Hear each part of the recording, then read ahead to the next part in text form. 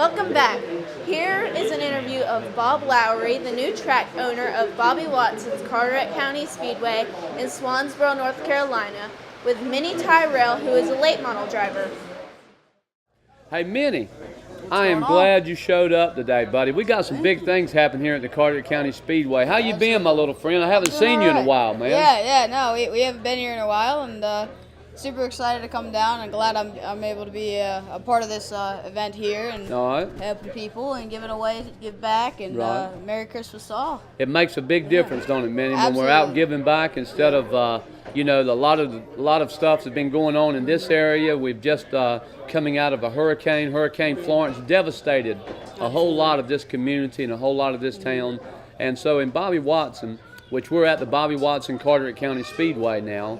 We renamed it in his honor, all the hard work that he put into it. I might own the track now, but it's a track that Bobby D. Watson built, and he put a lot of hard work in it. It's one of the nicest short tracks in eastern North Carolina, to say the least, and we're proud to be here today to be able to give back, like Minnie said, give back to the community and stuff. Absolutely. And we've got a lot of folks that have volunteered and helped us. Now, tell us how far you drove to come down here, Minnie. I believe the exact mileage is, I think it was 339 miles, but it was about a 6-hour, 7-hour car ride.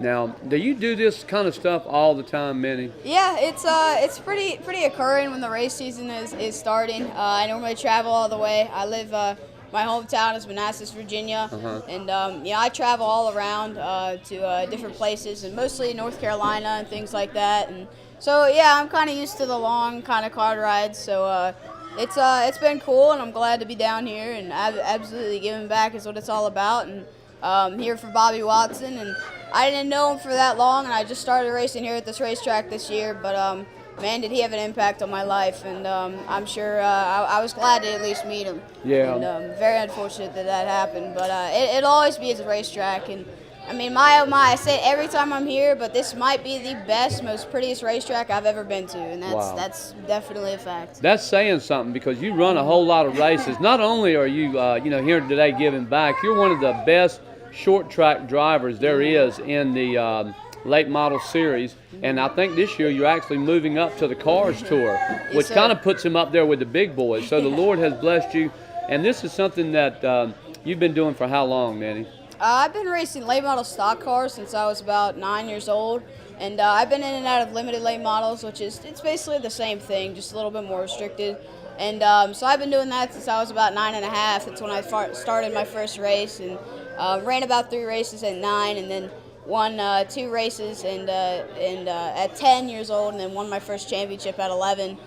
So yeah, I've been in and out of late models for about almost 5 years now, and it's been wild. But I think I've been racing since I was 4 years old in go-karts, so I've just kind of continued to move up, and I'm very excited to go to the Cars Tour this year. I bet you are, man. You're talking about 10 years old, you were driving the late models. Yes, sir. Good gracious sakes alive. And I tell you, your cars kind of had to be kind of specially equipped, so you could drive it. Yeah. Oh yeah, no, it's I'm sure when people look at it, they're like, who is driving this? And they're like, man, this guy must be 3 feet tall. Yeah. And they look, and I'm sitting there, and half the time the first question I get is, how do you see over the steering wheel? And, how do you see and how do you reach? And I'm like, well, it's all modified. And I'm like, all the time people are like, oh, I bet I could get in that. I said, man, I will give you $500 if you get in that seat. Yeah. And but it's funny the way people look at it. But no, I'm a very small guy, so all of about 5 foot. But you know what, man? In size, you may be small, but I tell you, for a young man, you've got one of the biggest hearts I've ever seen.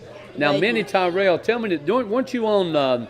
You started Minnie's Mission years ago, about the same time you started racing, if I'm not mistaken. Yes, sir. Now, how did that get? Why don't you tell the folks how that got started? Yeah, Minnie? Minnie's Mission is a little thing that I do, and I like to give back and raise money for pediatric cancer and kids in need.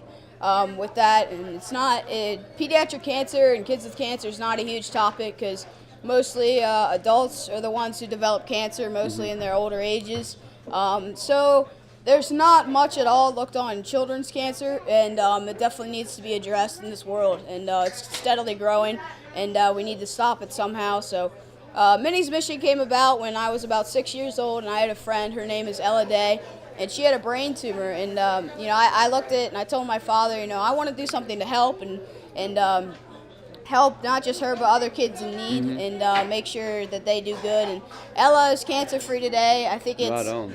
I'm not sure, it's either 7 or 8 years now, but Wow. she's motoring along and she's doing great. But it's been a journey, and we've raised almost $500,000 for pediatric cancer. Wow, man. See, that makes a big difference too, buddy. Yeah, I'm absolutely. telling you. You know, and you said you were kind of impacted by Bobby Watson's, you know, his life and his fortitude to get the job done. And you know, we were impacted by Minnie. When Minnie come down here and we heard his story, Minnie has also been on Steve Harvey's show. He's been on, you know, the big ABC and NBC and all them shows there. But it's not so much to take the praise itself.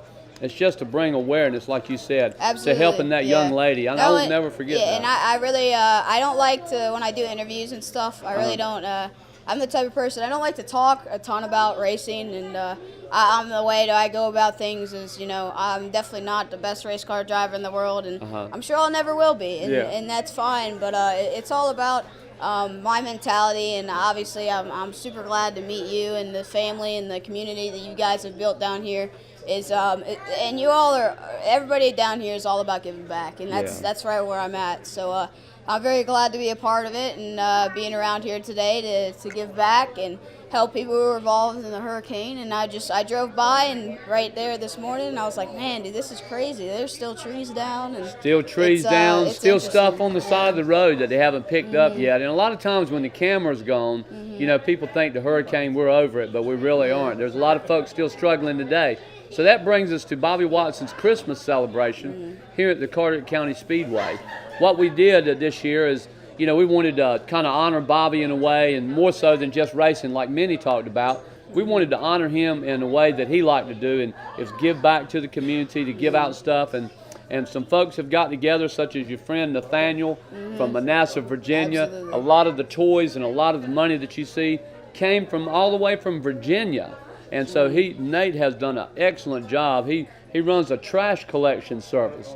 Well, all of his clients donated money to our cause 6 hours away, so we could be a blessing to the folks here. I rode with Nathaniel on his whole trash route, and picked up gifts. And I mean, Nathaniel, if you ever get a chance to meet him, anybody here, please do. He's such a great guy. He's got the biggest heart, and he's made such good friends down there and doing trash. And everybody who he'd meet, he'd get out, they'd give him a big hug, and he's such a great guy. He would roll their trash cans in for him. Now, I could go on and on in days about him. It's not your typical trash man. Definitely not. And he's such a good guy, and collecting gifts and donations and things to come here today. But and again, I mean, Bobby Watson, I want everybody to hear, like, his mentality and what I learned, because the first night I'd ever been here, didn't know anybody down here, came here. Bobby came up to us, was like, hey, how you doing? You know, I'm the owner of the racetrack, and took us around every single inch of this racetrack. He showed us everything about it. And I mean, by that night, by the time I got to my hotel room, I was just thinking, I was like,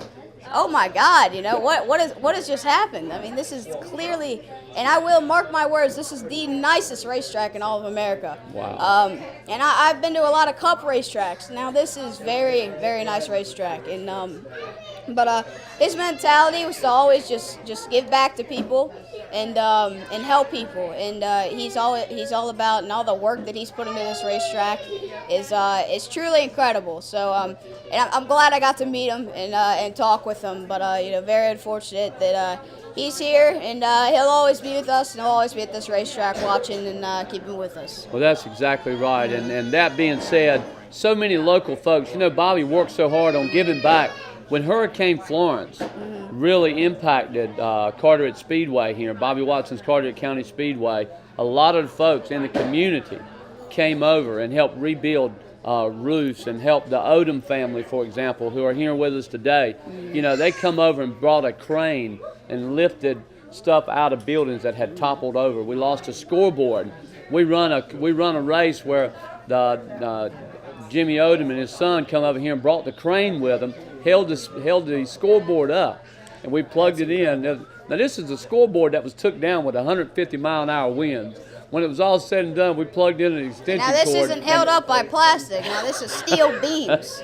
And now that's how you know that's serious. I know, man. And so that's what the community does when you do that. So, but today we're here just to honor him and celebrate, give him back. We're here to say Merry Christmas to you. Yeah. We're here to say don't never give up, because if God be for us, who can be against us? We're looking forward to the 2019 racing season. We're looking forward to some of the things that we do here at this Speedway. We honor God, country, and racing in that order. We invite you to come visit us. We invite you to check out the website, carteretspeedway.com, or check out Facebook and just see what the Crystal Coast is all about. We're about 2 miles from the ocean. We're going to have a great time. Make sure you come to the Carteret County Speedway and say hello when you're down in this area. Thank you so much for tuning in. Minnie, thank you and your family, buddy. Thank your you. dad, Yeah, Timmy, absolutely. the whole crowd done a great job. Thank y'all again, and we look forward to seeing y'all real soon. That was a great interview. It's amazing how much money Minnie Tyrrell has raised for his charity. Stay tuned for more Blank services.